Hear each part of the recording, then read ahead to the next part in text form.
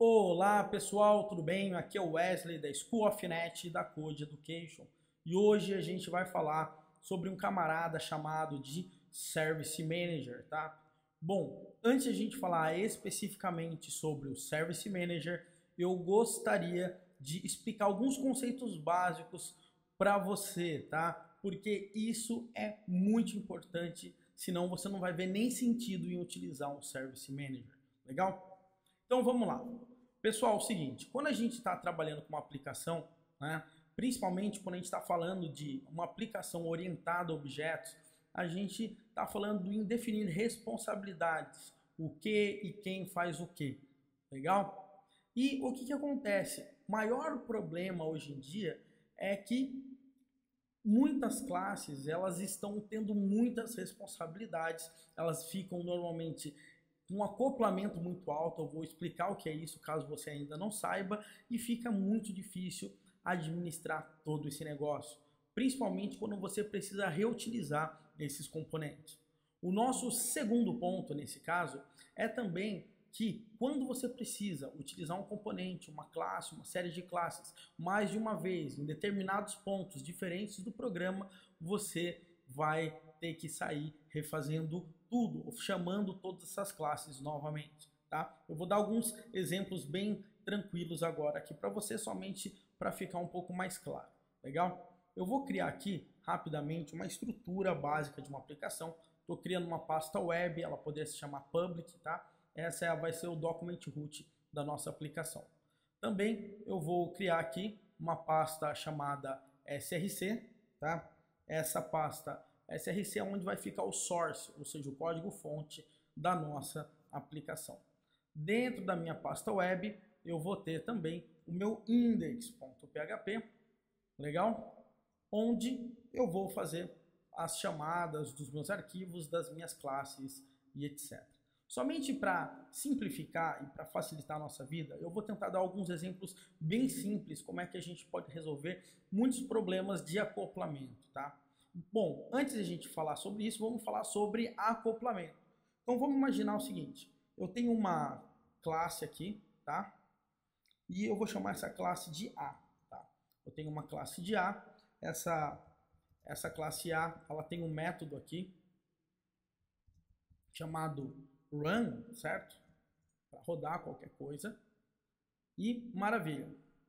Eu também tenho uma classe B, certo? Opa, eu tenho uma classe B aqui. E nessa minha classe B, eu tenho um método que chama qualquer função aqui. Vamos lá, um método que ele vai se chamar de execute. Legal? Melhor, eu vou chamar esse método aqui de setup. Legal? O que acontece, pessoal? Vamos dizer que essa nossa classe B, ela depende da nossa classe A, tá? Como é que vai funcionar? Aqui eu coloco toda a minha lógica e depois eu preciso de dar um run, por exemplo. Legal? Então o que eu faço normalmente? Eu coloco A é igual a new A, ok? Depois eu falo que A e eu dou um run. Legal? Isso aqui parece um código extremamente inocente para muitas pessoas, tá? É muito comum a gente trabalhar dessa forma, tá? Qual que é o maior problema desses dois códigos nesse momento aqui pra gente? O nosso problema é que a nossa classe B, ela depende exatamente da nossa classe A, legal? Ou seja, o que acontece? Se um dia eu precisar utilizar a classe B em algum outro software, legal? Em qualquer outra aplicação, o que vai acontecer? Eu tenho que levar essa minha classe A junto, certo? E se o usuário da minha outra aplicação tiver uma classe A com a implementação dele, né? Ele não vai poder utilizar, porque eles não seguem a mesma interface ou qualquer coisa desse tipo. O que eu quero dizer é o seguinte, que a classe de B, ela depende diretamente, ela está ligada à classe A, certo? E isso, na orientação a objetos, a gente chama de acoplamento. E nesse caso, é um acoplamento muito alto, certo? É uma dependência muito forte. Legal? Como que normalmente nós resolvemos esses tipos de problema? A gente trabalha com injeção de dependência. Tá? Como é que funciona a injeção de dependência? É um conceito extremamente simples. E quando eu falo que é extremamente mesmo, tá? Eu vou colocar o seguinte: public function construct, certo? E olha só que interessante, eu vou colocar aqui que eu estou recebendo um camarada A aqui. E aqui eu falo que diz A é igual a A. Legal? Posso colocar aqui um private A somente para ficar certinho. E agora, ao invés de eu instanciar um objeto dentro do meu método, legal? Eu simplesmente, nesse caso, falo que this A e run. O que que acontece? Se você perceber, né, a gente injeta a nossa classe A, certo? Na nossa classe B. Ou seja, quando a gente está falando que injeta, quer dizer que eu posso injetar qualquer classe A aqui dentro. Ou seja, qualquer interface, né, do tipo A, nesse caso aqui para mim. Legal? Eu injetei essa dependência aqui embaixo e agora eu não tenho mais aquela dependência totalmente forte, certo? Essas classes, apesar de uma ter uma dependência que injeta na outra, elas ficaram desacopladas, elas conseguem viver sozinhas agora, ok? Ou com substituições, como é no caso da classe A, aqui nesse caso, certo? Então, quando a gente vai instanciar o camarada, o que que a gente tem que fazer? A gente faz o seguinte: A é igual a new A, B é igual a new B, que recebe A, ok? Agora, o que que acontece? Na vida real, simplesmente, isso aqui acaba ficando um pouco difícil. Por quê? Às vezes uma classe ela tem diversas dependências, certo? E a gente precisa utilizar essa classe B em diversos lugares do nosso programa. Então, imagina que toda vez que eu precisar de uma classe B, eu tenho que instanciar a classe A. Essa é a minha regra. Legal? Agora, vamos imaginar que por algum motivo nós tenhamos que mudar, tá, essa assinatura aqui, onde a gente precisa passar outros parâmetros. Ou ainda mais, para a gente instanciar a classe A, a gente tem que também injetar uma classe C na classe A para funcionar. O que eu estou querendo dizer é que se eu tiver isso em 10 locais do meu programa, quando eu precisar fazer qualquer alteração, eu vou ter que sair que nem um maluco, alterando em todos os locais. Legal? Então, trabalhar com injeção de dependência é algo totalmente útil. Isso aqui funciona como uma beleza. O problema é que para a gente sair administrando as dependências de todas as nossas classes é um trabalho extremamente duro. É um trabalho realmente cansativo. Por que que eu digo que é cansativo? Porque isso aqui é um exemplo extremamente simples, mas a gente sabe que no dia a dia a gente tem muito mais dependências e a gente tem dependências que dependem daquilo, que dependem daquilo, que dependem daquilo. Então cada vez vai ficando mais difícil a gente sustentar fazer isso aqui de uma forma bem manual. Legal? Como que a gente resolve esse tipo de problema, tá? Como é que a gente resolve esse problema aqui, né, de sair instanciando isso dessa forma? Normalmente o que a gente pode fazer é criar uma espécie de container de serviços, tá? Ou qual que é a ideia do container? É você criar uma classe e essa classe ela fica responsável por instanciar esses nossos objetos e já resolver as dependências para a gente.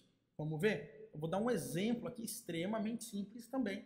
Legal? Depois a gente vai aprender a trabalhar dessa forma com muito mais profissionalismo. Legal? Então vamos lá. Vou colocar aqui, chamar uma classe chamada de container, certo? Nessa minha classe container, eu vou criar um método public static function chamado makeB, tá? O que esse método faz? Ele o único objetivo dele aqui é criar esse objeto B aqui para mim. Então olha só o que a gente vai fazer. A gente vai colocar toda a lógica da criação do nosso objeto B aqui e vamos dar um return B aqui. Legal? Agora que a gente já tem o nosso container, não importa, em qualquer local do nosso programa, legal? A gente pode chamar o nosso objeto B, certo? E como que a gente chama o nosso objeto B? Muito simples. Eu tenho aqui, eu vou lá, falo que B é igual a container make B. E pronto, eu já tenho meu objeto B aqui. Eu posso utilizar isso 10.000 vezes dentro do meu programa. Se qualquer dependência mudar aqui dentro, se qualquer estrutura mudar, eu mudo isso em apenas um local do meu programa. E nada mais vai ser afetado. Eu continuo funcionando. Eu não quebro todo o meu código como estava acontecendo antes, tá? E se para fazer o a gente precisa de alguma outra regra, eu posso criar, por exemplo, public static function make A, por exemplo. E aqui eu dou um return new A, por exemplo. E eu posso chegar e fazer o seguinte, olha só que interessante. Eu posso chegar aqui, dar um self make A. Legal? Então, perceba, olha só que interessante.